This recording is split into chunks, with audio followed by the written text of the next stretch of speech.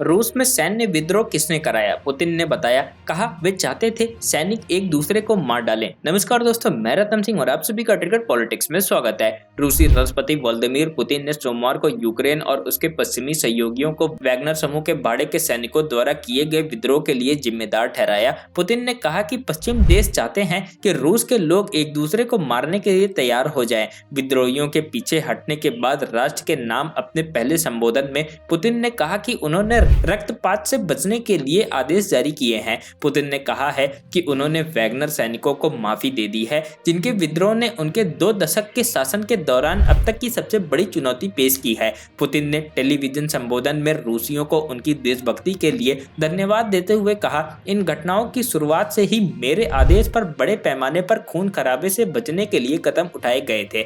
Putin ने आगे कहा, पश्चिम देश और गद्दार चाहते थे कि रूसी सैनिक एक दूसरे को मार डालें। पुतिन ने सशस्त्र विद्रोह के दौरान अपने सुरक्षा अधिकारियों को उनके साहसी काम के लिए धन्यवाद दिया, जिसमें रक्षा मंत्री शोइगु भी शामिल थे। पुतिन ने रूस की जनता का भी धन्यवाद करते हुए कहा, रूसी नागरिक एकजुटता ने दिखाया किसी भी तरह का ब्लैकमेल, आंतरिक उथल-पुथल आयोजित करने की साजिश को देश मिलकर विफल कर देगा। उन्होंने कहा कि वैगनर लड़ाके यह चुनने के लिए तैयार हैं कि उन्हें रूसी सेना में शामिल होना है या बेलारूस वापस जाना है। पुतिन ने कहा, आज आपके पास रक्षा मंत्रालय या अन्य कानून प्रवर्तन एजेंसियों के साथ अनुबंध करके रूस की सेवा जारी रखने या अपने परिवार और करीबी लोगों के पास लौटने का अवसर है। जो कोई भी बेलारूस जाना चाहता है जा सकता है। बता दें कि वैगनर के प्रमुख येवगेनी प्रिगोजिन ने अपने सैन्य संगठन का बचाव करते हुए विद्रोह का जायजा ठहराया था। हालांकि उन्होंने कहा था कि पुतिन से वो नाराज नहीं और उनको चुनौतियां देना उनका लक्ष्य नहीं था।